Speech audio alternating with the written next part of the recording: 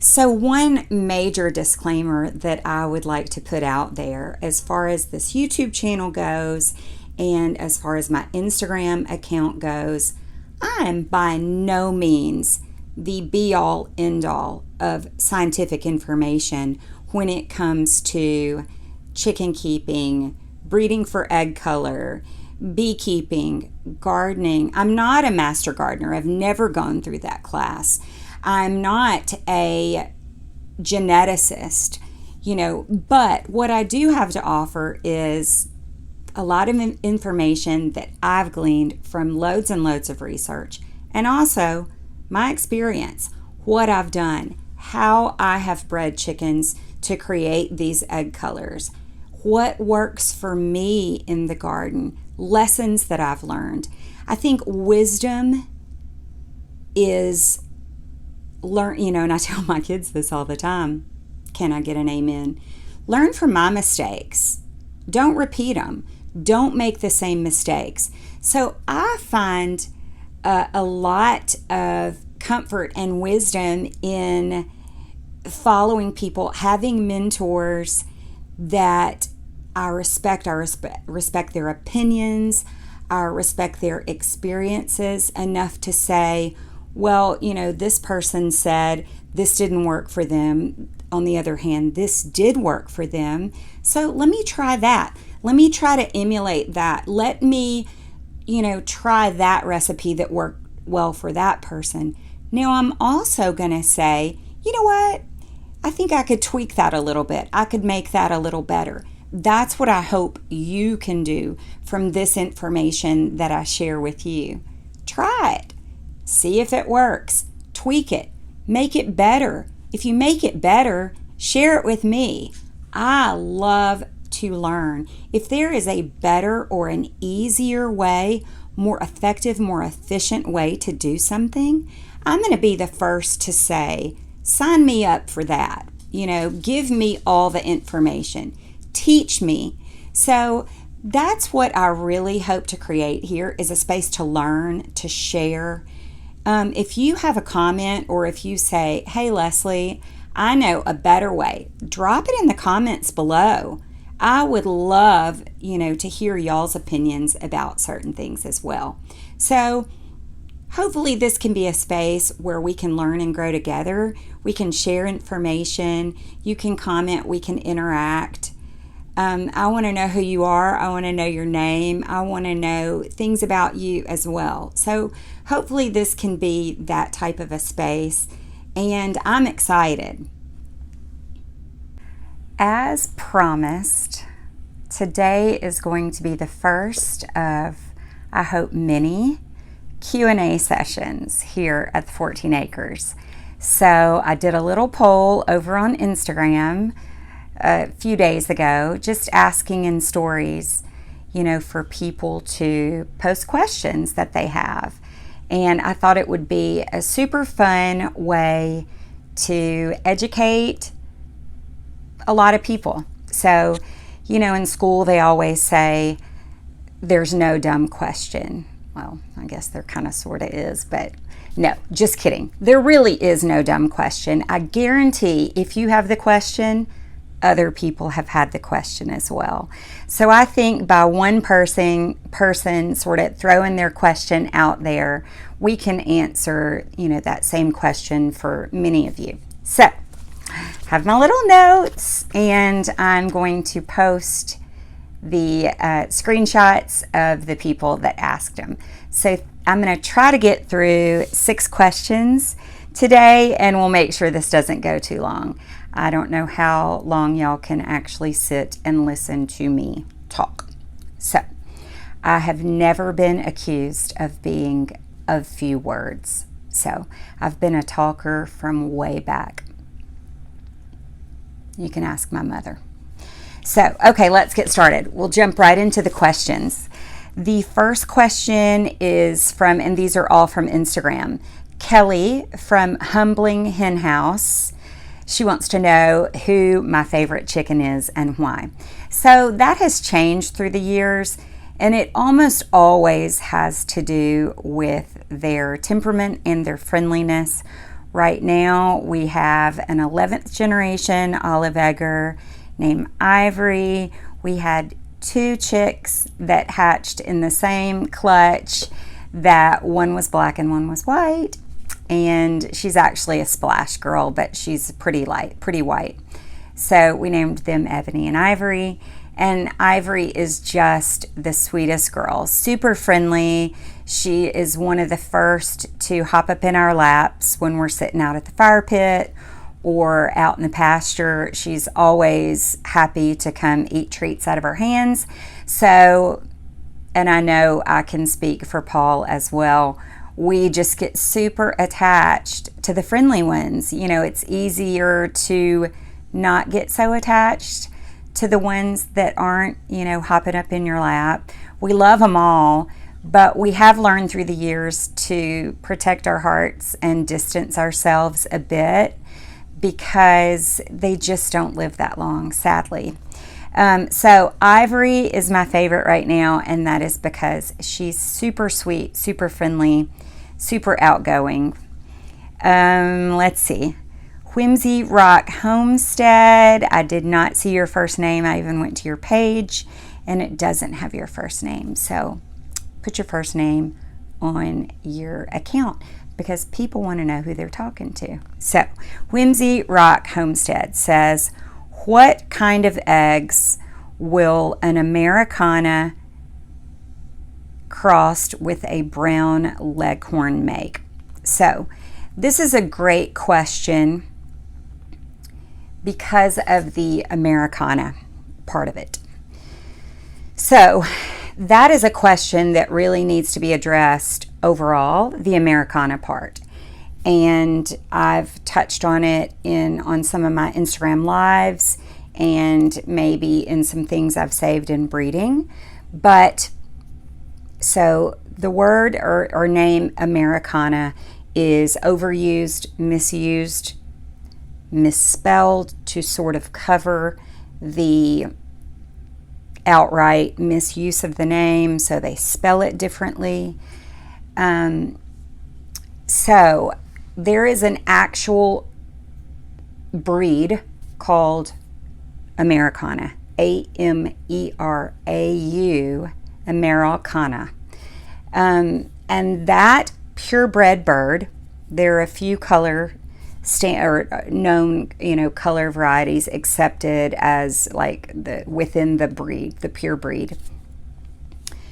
I will typically just say true Americana if I'm talking about Americanas, because that term is so misused and overused. But a true Americana has 2 copies of the blue egg gene, okay?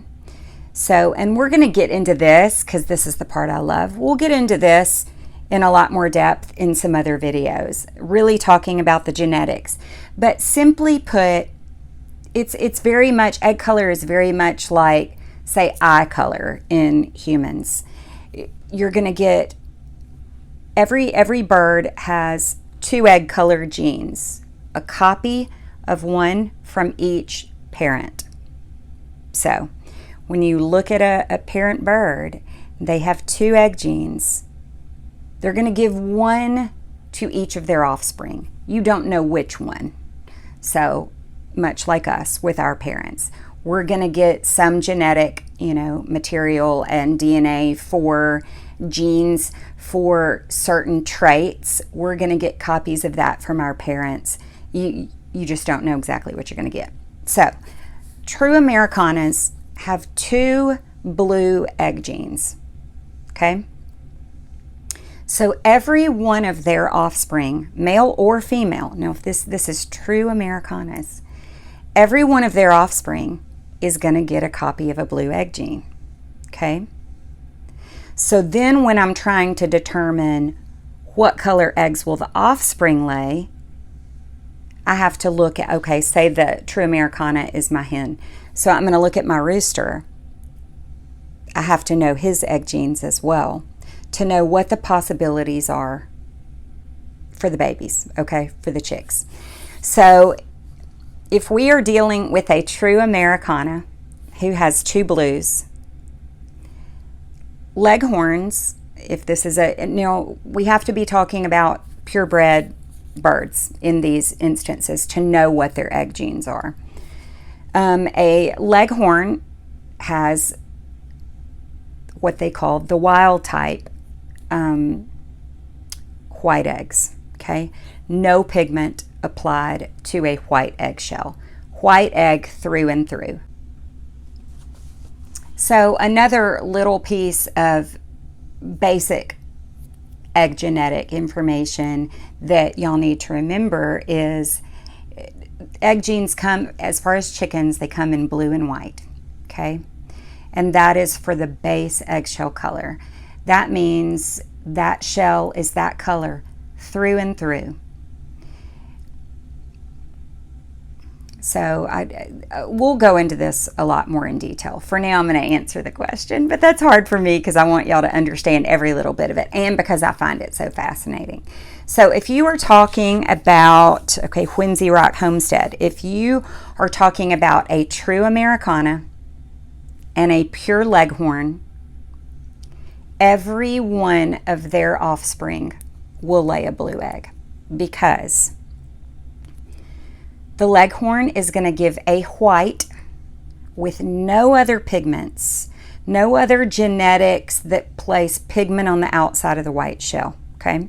So the Leghorn's going to give a white egg gene to every one of their offspring because they have two. So everybody's getting a white one. And the pure or true Americana is giving a blue to every one of theirs. So blue and white, you are going to get a blue egg layer every single time. Now, the way you spelled Americana in your question is the Easter egger way. So you will see at Tractor Supply, at feed stores, through hatcheries, they will sell an Americana, okay, with an I, like you're spelling America, Americana. Okay, if you see that spelling, you need to know that that is not an Americana. That is an Easter egger. So those terms are interchangeable. The Americana with an I. That is an Easter egger. It's a mixed breed bird. The way those are created is by mixing something that has two blue egg genes with something that lays a white or a tan egg. So most of the time, your Americanas / Easter eggers are going to lay green or blue, but depending on what they used in that cross, they're not. I've had them before that laid tan. So there's no way to know unless you created those Easter eggers yourself. There's no way to know exactly what the genetic, makeup is and what those birds came from. So I hope that answered that. If your bird is an Easter egger that you are crossing with a Leghorn, my first question to you would be, what color egg does your Americana lay? And then we'd have a little more information to go on. So I hope that doesn't confuse matters even worse for y'all, but hopefully that answered it. Okay, next question. Mum to 7, and I went to your account. Your name is Emily, so hi, Emily. Emily wants to know which breed lays the bright blue eggs. I'm assuming you're asking out of my egg basket. And I will say, since we just touched a little on Americana versus Easter egger, the bluest eggs I have gotten through the years have been from mixed breed Easter eggers. Now, that's sort of luck of the draw. I have had, so there are other breeds, pure breeds, that have two blue egg genes. So Americana, true Americana, cream leg bars, or leg bars, which can come in different colors. Cream is the one, or crested cream leg bars are the ones probably that are the most popular. They have two blue egg genes. Americana, which are rumpless and are rare. I've never seen any in my area. They have 2 blue egg genes. And then a super neat hybrid that was developed by the University of Arkansas, which they have a huge ag department. I'm a super fan of all the things that they create at University of Arkansas. But a Dr. Whiting out of the University of Arkansas created a stable hybrid that has 2 blue egg genes, and they're called Whiting True Blues. I have had these through the years, and I have one girl left. I ended up selling my. Now I'll tell you one thing that's super interesting about this breed, this hybridized breed that they've created, is they all have different feather color and feather patterns. You have solid white birds, you have solid black birds, you have partridge colored birds. Some are bar. I mean, you just that's what I found super fascinating about the breed, was that you had this stable line of 2 blue egg genes, which is called homozygous. So homo meaning same. So a homozygous bird for a blue egg means they have 2 of the same. So 2 blue egg genes. Heterozygous is going to mean they have 1 copy of one copy of something else. So hetero meaning opposite or different. So if they're heterozygous for the blue egg gene, it's going to mean they have 1 copy of a blue egg gene and 1 copy of something else. Okay. So through the years, I have had all of those birds that have the 2 blue egg genes. None of them have laid as bright a blue egg as some of my mixed breed Easter eggers that have been hatchery stock that I've gotten at Tractor Supply. So the brightest blue eggs in my egg basket are from mixed breed Americanas / Easter eggers. So thanks for your question, Emily. I hope this answered it, and thanks for submitting it. Okay, next question from Instagram. Braden Fuentes, and his first name is Braden, wants to know what's my favorite egg color. That's tough, Braden, but I am going to have to say the dark chocolates from the Marins. My Marins are blue, black, and splash copper Marins. There are lots of different varieties of Marins, and from what I see now in the literature and in some people that I follow that raise some of the other varieties, a lot of these people are able to get super dark chocolates from the Wheatons and the other varieties. I have raised blue, black, and splash coppers. I have raised birchen, silver birchen Marins, and golden cuckoo Marins, which if you know the cuckoo Marins, which are barred birds, the goldens are similar except for they have gold around the neck. So the reason I love the chocolates is they literally make every other color in my egg basket pop. When the chocolates aren't there, I feel like the blues aren't as blue, the olives don't appear as deep, the creams aren't as pretty and obvious. So for me, it's the chocolate. That's the color that I really miss when my Marins go on strike, which is pretty often. Marins known for their egg color, not for their productivity. The way they paint or apply their pigment to the outside of the shell is, everything goes on top of a white eggshell. They store up this pigment, so the more frequently they lay, the lighter the color gets. When my Marins go 2 and 3 days, which is typical, without laying an egg, then that egg is nice and dark chocolate. As they get to the end of a laying cycle, like right before a molt, that color lightens. Now, I've had this conversation with a lot of people through the years, especially back when I was selling a lot of hatching eggs. Just because an individual egg, chocolate egg, is not incredibly dark does not mean that the genetic material is not there for the offspring that will hatch out of that egg to lay a super dark chocolate egg. What you would have to do is look at all the eggs that hen has laid. So just because you get a lighter egg, and maybe you're questioning, should I put that in the incubator? Should I not put that in the incubator? If you know that hen lays a super dark chocolate egg at times, then that genetic makeup is still there for her offspring to lay dark chocolate eggs. Does that make sense? So you can't just judge an individual egg. If you're receiving chocolate eggs from a reputable breeder, I would feel confident that even if you get an egg that maybe you're not crazy about the depth of color there, if it's a breeder that you know and trust, then I would feel sure that the genetic makeup is there for the offspring that's going to hatch out of that egg to lay you a nice dark chocolate egg.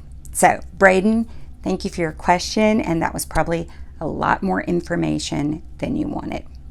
But that's what you get with your girl, Leslie. So, okay, the next question is from Power Addict 148, and I went to your account, and your name is Christina. So, Christina, thank you for chiming in, and this is a great question. Christina wants to know about vaccinating chicks. Yay or nay? Do you vaccinate? Do you not? And I have a pretty strong feeling about this one.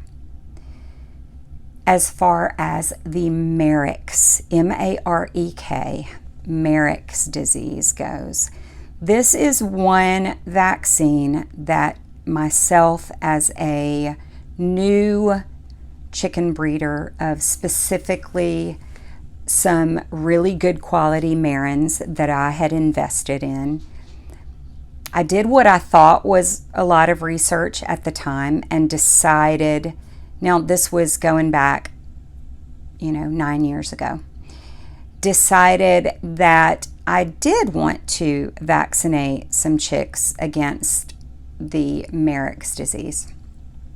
Okay, so I ordered the vaccine and I vaccinated a round of chicks that I hatched out of these really super dark, expensive eggs. What I would later find out, and I fault myself for this and lack of information, lack of research, but learn from my mistake. What I've learned later is that the Marek's vaccine is what they call a leaky vaccine. So, although it does prevent that chick that has been vaccinated from developing Marek's, what it doesn't prevent is them giving Marek's to other birds in your flock that may not be vaccinated. So, here's what happened in my experience. I had it was a small hatch, a few chicks that they were shipped eggs. They came, I think, from Oregon at the time. I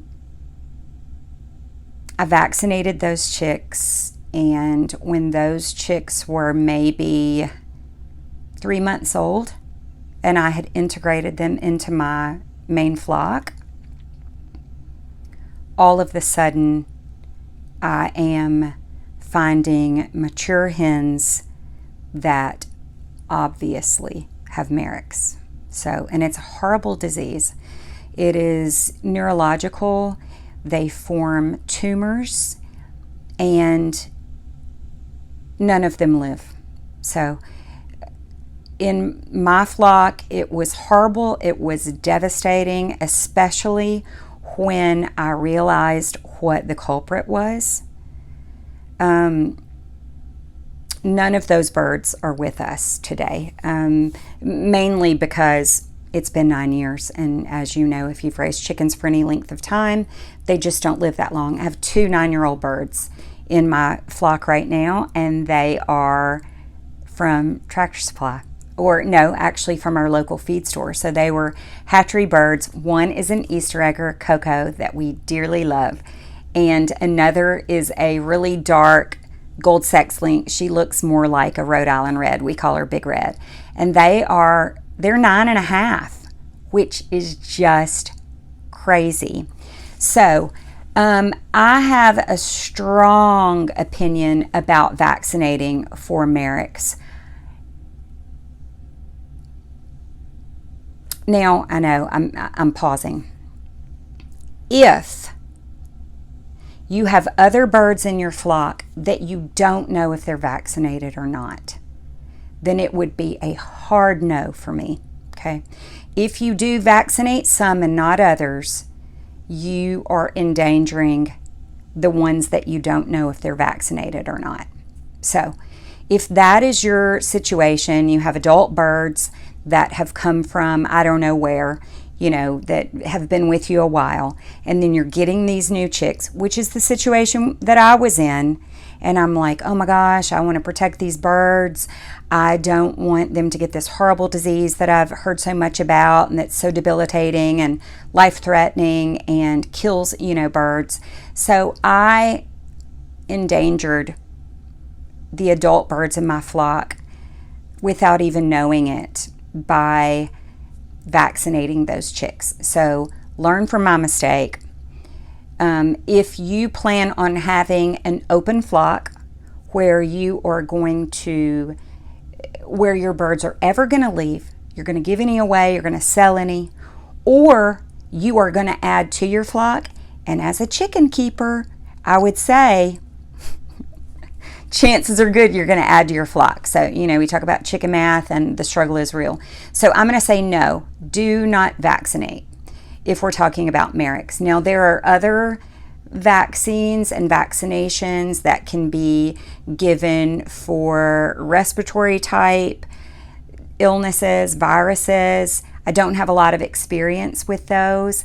I think like anything else, if you can just support the immune system of your flock and keep them in incredibly healthy living conditions, clean, dry shavings, plenty of dust and dirt bath area, ways for them to preen themselves, clean themselves, rid themselves of external parasites.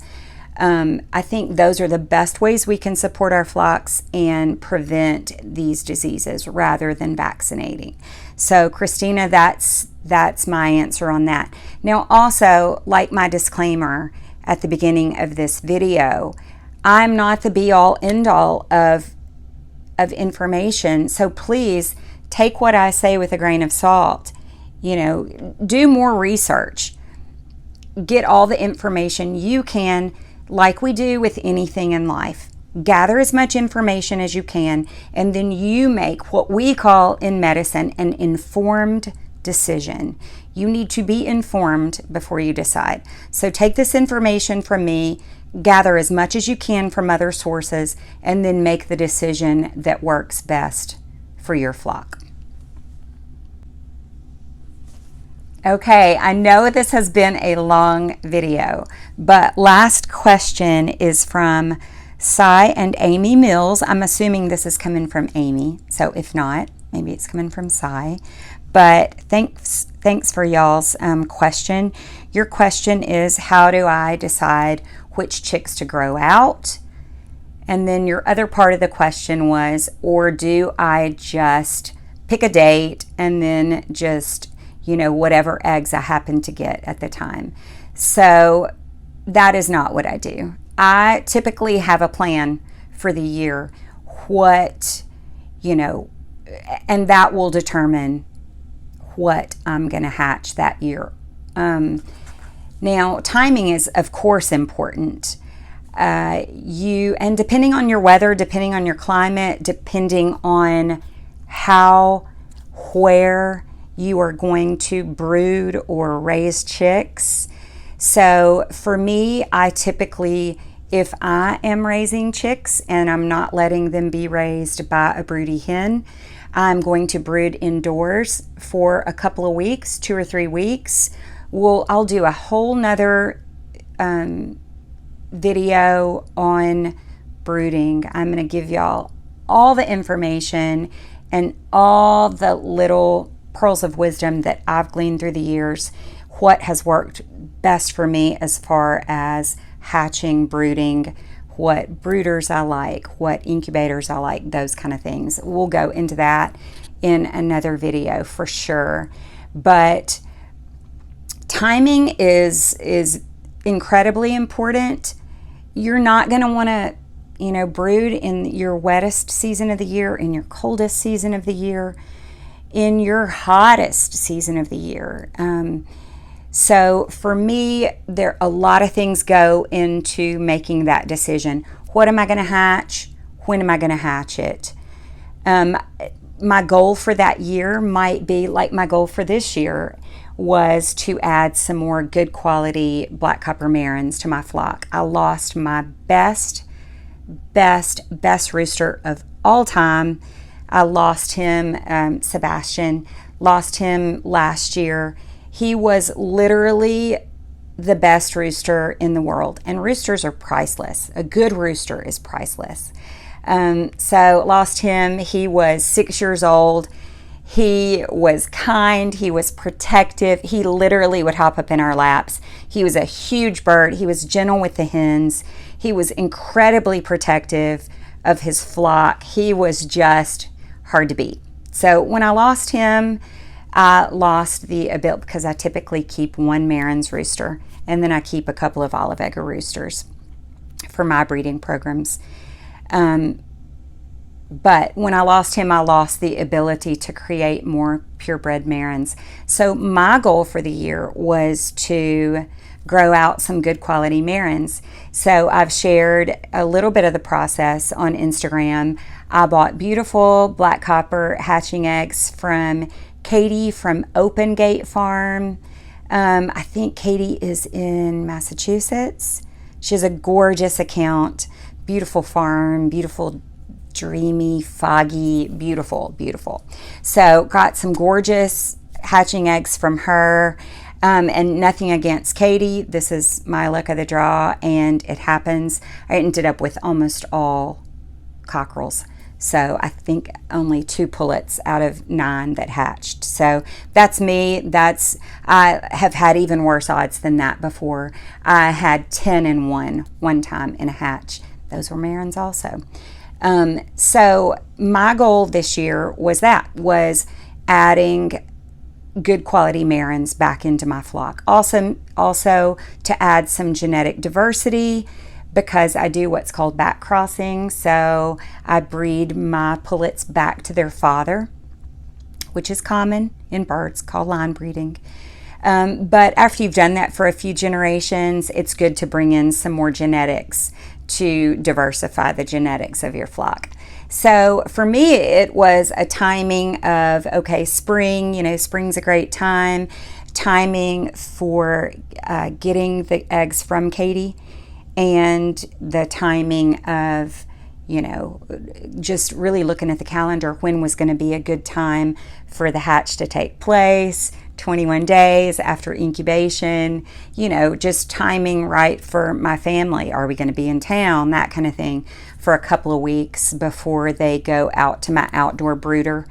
And I'll be showing y'all a lot more of that. I've shared a good bit of that on Instagram, but we will do an in-depth brooding video and show you my processes for that, which I think is super important, because it also sort of segues into integration, into integrating young birds into your flock of mature older birds. So, y'all, thank you for the questions. I know that you 6 people that submitted these questions for today, that hopefully you will get this information, but also hopefully you will answer, or I will help answer the same question that a lot of other people had. So, oh my gosh, y'all, if y'all have gotten to the end of this video, thank you. Please subscribe to the channel, comment, like this video, share it with your friends, And of course, leave me messages, comments. You can DM me on Instagram. You can leave me messages here. You can email me, the14acres@gmail.com. Any questions you might have. I really want this to be a place where we can educate and inspire others, in this lifestyle. So, see y'all later.